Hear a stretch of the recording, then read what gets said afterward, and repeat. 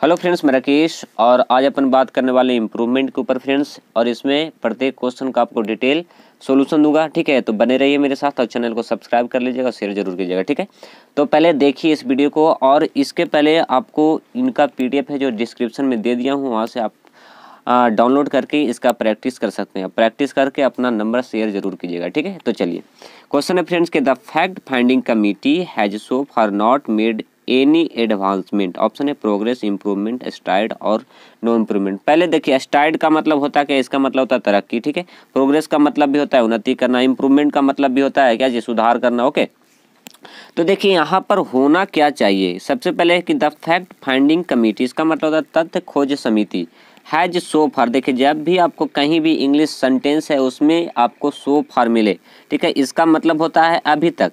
Okay, और इसका जो यूज होता है फ्रेंड्स परफेक्ट में होता है, यानी प्रेजेंट परफेक्ट टेंस में यूज होता है इसका। ठीक है, प्रेजेंट परफेक्ट टेंस में। तो देखिए यहाँ पर हैज है यानी प्रेजेंट परफेक्ट में यूज तो हुआ है। ठीक है, इसलिए सेंटेंस अब तो कोई दिक्कत नहीं। आगे है नॉट मेड एनी एडवांसमेंट, यहाँ पर इम्प्रूव करना। ठीक है, एडवांसमेंट के स्थान पर क्या होगा। ओके, तो देखिए मेड, और मेड को अगर हम यहाँ पर V1 में बोले तो होगा मेक, और मेक के साथ आपको प्रोग्रेस यूज होता है जिसको हम लोग कहते हैं कोलोकेशंस। ठीक है, साथ साथ यूज होता है मेक प्रोग्रेस, इसका मतलब होता है उन्नति करना, प्रगति करना। ठीक है, तो इसलिए यहाँ पर कोलोकेशंस के अनुसार यहाँ पर आंसर होगा ए वाला। ओके, चलिए दूसरा क्वेश्चन। दूसरा में friends, having had in the foreign service for a long time mister Verma has met many prominent personalities. ठीक है, देखिए बहुत ही अच्छा क्वेश्चन है, आपको हैविंग वाला बीइंग वाला ये सब मिलता क्वेश्चन है। ठीक है, तो ये जो हैविंग है ना फ्रेंड्स, इसके बाद आपको हमेशा V3 मिलता है। ठीक है, तो देखिए ये जो बी है, बी का मतलब होता है होना, ठीक है, रहना या तो बनना। तो ये जो बी है, बी का V2 रूप होता है बाज या बेयर, और V3 रूप होता है बीन। ठीक है, तो यहाँ पर ये जो बी का V3 रूप, यानी आपको क्या बताएं कि हैविंग के बाद V3, तो बीन क्या है, यहाँ पर V3 है। तो देखिए तो कहाँ पर बीन है, ऑप्शन नंबर सी में है, इसलिए यहाँ पर आंसर होगा सी वाला। ठीक है, क्योंकि हैविंग के बाद क्या लगाना है, बीन लगाना है। ओके, और एक चीज़ और भी ध्यान रखिए, ठीक है, कि हैविंग जो है, हैविंग के बाद यदि आपको यहाँ पर V3 लिखा हुआ है, ठीक है, तो अगला जो सेंटेंस होगा, ठीक है, एक्टिव वॉइस में होता है।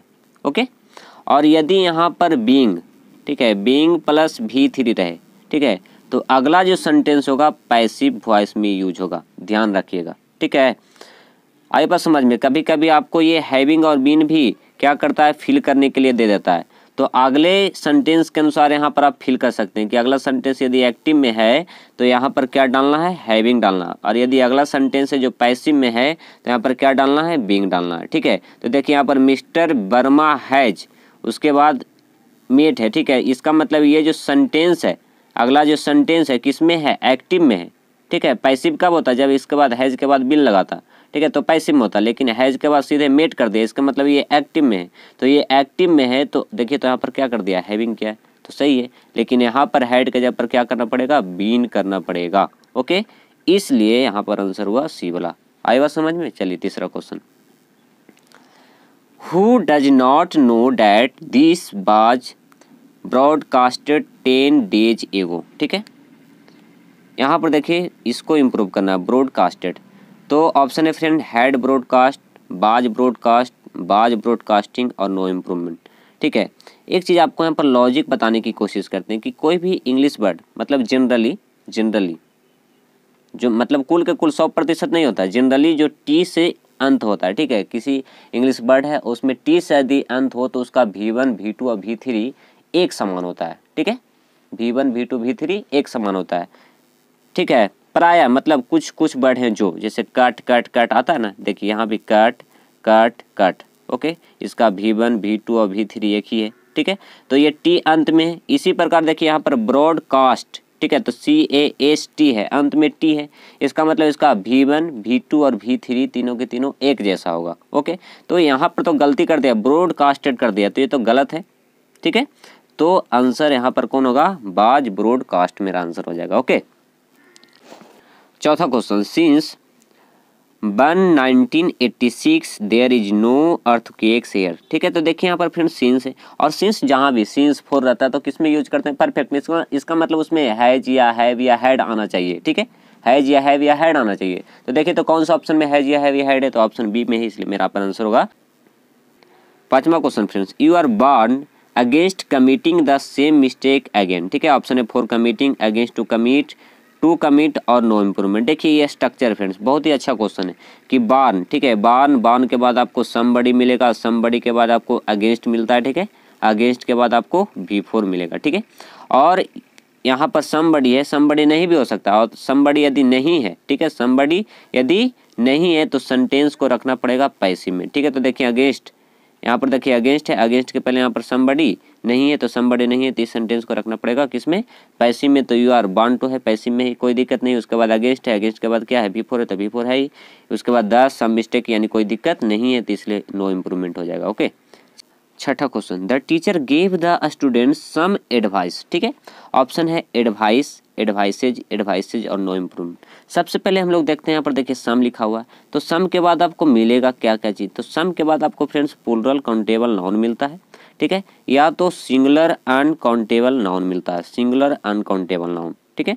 तो एडवाइस, तो एडवाइस यहाँ पर देखते हैं कि वर्ब है, जो कि एडवाइस है जो कि वर्ब भी होता है और नाउन भी होता है। तो जिसके अंत में जैसे देखिए ADVIC, ये जो है CE वाला, ठीक है, ये होता है नाउन, और AC वाला जो होगा वो होता है वर्ब। तो ठीक है, तो सम के बाद आना है नाउन, ठीक है, सम के बाद आना है नाउन, इसका मतलब CE वाला आना है, तो CE वाला तो है ही, इसका मतलब AC वाला क्या करना है, एलिमिनेट करना है, तो AC वाला ऑप्शन ए में नहीं होगा, ये भी नहीं होगा। अब देखिए ऑप्शन सी में क्या करना है, हम लोग को एलिमिनेट करना कि सी कैसे एलिमिनेट होगा। तो देखिए सम के बाद क्या आना है, सिंगुलर अनकाउंटेबल नाउन, तो एडवाइस जो क्या है अनकाउंटेबल नाउन है, और उसको किस में रखना है, सिंगुलर में, तो सी में प्लूरल कर दिया है, इसका मतलब यहाँ पर कोई दिक्कत नहीं है। तो मेरे पास आंसर सिर्फ ए मतलब डी वाला बच्चा, नो इम्प्रूवमेंट, इसलिए डी होगा। ओके, चलिए अगला question, older people often stay at home and watch TV because it is cold and dark in winter. तो देखिए ऑफन, ठीक है, ऑफन का यूज हम लोग कहाँ पर करते हैं, तो जब भी आपको इंग्लिश सेंटेंस में, ठीक है, ऑफन मिले तो उसका यूज हम लोग करते हैं प्रेजेंट इंडेफिनिट टेंस में, ठीक है, प्रेजेंट इंडेफिनिट टेंस में, यानी V1 वाला। तो यहाँ पर तो स्टे है ही, कोई दिक्कत नहीं है, इसलिए यहाँ पर आंसर होगा नो इम्प्रूवमेंट। ओके, आठवां question, you must find someone to accompany you to Bombay. ठीक है, तो अब यहाँ पर क्या आना है, देखिए ऑप्शन को एलिमिनेट यहाँ पर करने की कोशिश करते हैं। सबसे पहले यहाँ पर है एनीवन का यूज हम लोग कौन से सेंटेंस में करते हैं, तो इसका यूज हम लोग करते हैं निगेटिव या तो इंट्रोगेटिव में। तो यहाँ पर ये निगेटिव भी नहीं है, इंट्रोगेटिव भी नहीं है, इसलिए यहाँ पर सी एलिमिनेट हुआ। नो वन, ठीक है, नो वन भी निगेटिव वर्ड है, इसलिए ये तो सेंटेंस पॉजिटिव है, तो ये भी नहीं होगा। ठीक है, एवरी वन, यानी एवरी का यूज हम लोग कहाँ पर करते हैं, तो एवरी का यूज हम लोग समूह को बताने के लिए करते हैं, ग्रुप को, एवरी या एवरी वन का ग्रुप को बताने के लिए करते हैं। ठीक है, तो यहाँ भी ग्रुप की बात नहीं आ रही, इसलिए बी भी एलिमिनेट हो जाएगा। तो ऑप्शन कितना बचा, सिर्फ डी बचा, इसलिए मेरा आंसर होगा डी वाला, कोई इंप्रूवमेंट नहीं करना। ओके, चलिए नौवां question, no sooner he reached home then all the villagers gathered at his home to listen to his story. ठीक है, तो देखिए इसमें एक स्ट्रक्चर आपको कई एक बार बता चुके हैं, ठीक है, कि no sooner, okay, no sooner के बाद आपको फ्रेंड्स डीड या तो हैड मिलेगा। ओके, और डीड हैड, उसके बाद सब्जेक्ट, उसके बाद V1 या तो V3, उसके बाद देन, उसके बाद सब्जेक्ट प्लस V2 मिलता है। ठीक है, तो यहाँ पर देखिए नो सूनर के बाद यहाँ पर क्या आना चाहिए, या तो डीड या तो हैड वाला, देखिए, ठीक है, डीड या तो हैड। तो सबसे पहले हम लोग देखते हैं ऑप्शन नंबर, इसमें है नहीं, ऑप्शन नंबर डीड है, ठीक है, और डीड के बाद देखिए यहाँ सब्जेक्ट के बाद V1 तो है ही, कोई दिक्कत नहीं है, इसलिए यहाँ पर आंसर हो जाएगा बी वाला। ओके, चलिए अगला, आई बाज विथ हिम। ठीक है, तो आई 20, ओके, आई 20 या तो इफ, ओके, बाद उसके बाद क्या होता है सब्जेक्ट, और सब्जेक्ट के बाद क्या आता है बियर आता है। ठीक है, तो देखिए यहाँ पर आई 20 है, उसके बाद सब्जेक्ट है, सब्जेक्ट के बाद बाज नहीं, क्या करना है, बियर करना है। ओके, तो आंसर हो जाएगा बी वाला। 11वां question friends, he is the kindest and generous of all my friends. बहुत ही आसान क्वेश्चन है, ठीक है, कि ये जो एंड है, एंड क्या करता है, इक्वल रेंज ऑफ ऑर्डर, ठीक है, इक्वल रेंज ऑफ ऑर्डर के रूल को ये मतलब अप्लाई करने के लिए कहता है। इसका मतलब दोनों तरफ इक्वल रेंज का रखना है। ठीक है, तो यहाँ पर देखिए कंडेस्ट है, और कंडेस्ट के पहले क्या किया है, द किया है, तो इसका मतलब ये जो जेनरस है, जेनरस के पहले क्या करना पड़ेगा, जेनरस के पहले तो क्या करना पड़ेगा, सुपरलेटिव पहले यूज करना पड़ेगा, उसके पहले द का यूज करना पड़ेगा। ठीक है, तो ऑप्शन देखिए तो कौन कहाँ पर है, देखिए यहाँ पर मोस्ट है, ठीक है, ऑलमोस्ट के पहले क्या किया, द किया है, इसका मतलब ये मेरा आंसर हो जाएगा। ठीक है, जेनस के पहले सुपरलेटिव किया, उसके बाद द किया, तो इसलिए आंसर हुआ। ओके, चलिए 12वां question, none of the guest were introduced to the bride. ठीक है, बहुत ही आसान क्वेश्चन है कि आपको क्या होगा कि ईच ऑफ, ठीक है, each of, okay, each of, one of, none of, ये सब के बाद आपको क्या मिलेगा, the, okay, the, my, our, your, ये सब मिलेगा। उसके बाद प्लूरल नाउन, और प्लूरल नाउन के बाद आपको सिंगुलर वर्ब मिलता है। ठीक है, तो यहाँ पर देखिए नन ऑफ है, उसके बाद क्या है, द है, द के बाद देखिए यहाँ पर प्लूरल नाउन है, तो इसके बाद ये जो मिलेगा क्या मिलेगा, सिंगुलर वर्ब मिलना है। तो सिंगुलर वर्ब का मतलब यहाँ पर क्या होगा, बाज होगा, इसलिए मेरा आंसर हो जाएगा बी वाला। ओके, चलिए 13वां question, your brother has a great passion to study. Okay, देखिए सबसे पहले तो हम लोग यहाँ पर करते हैं कि पैशन जो है, ठीक है, पैशन के बाद आपको फोर का यूज करना है। ठीक है, पैशन के साथ फोर का यूज होता है। ठीक है, पैशन का मतलब होता है चाहत, लालसा। ओके, पैशन के बाद क्या यूज करना है, फोर। ओके, तो पैशन के बाद फोर करना है, तो फोर वाला देखिए ऑप्शन ए भी है और ऑप्शन बी भी है। तो देखिए मतलब प्रीपोजिशन के बाद क्या यूज करते हैं, V4 का यूज करते हैं ना।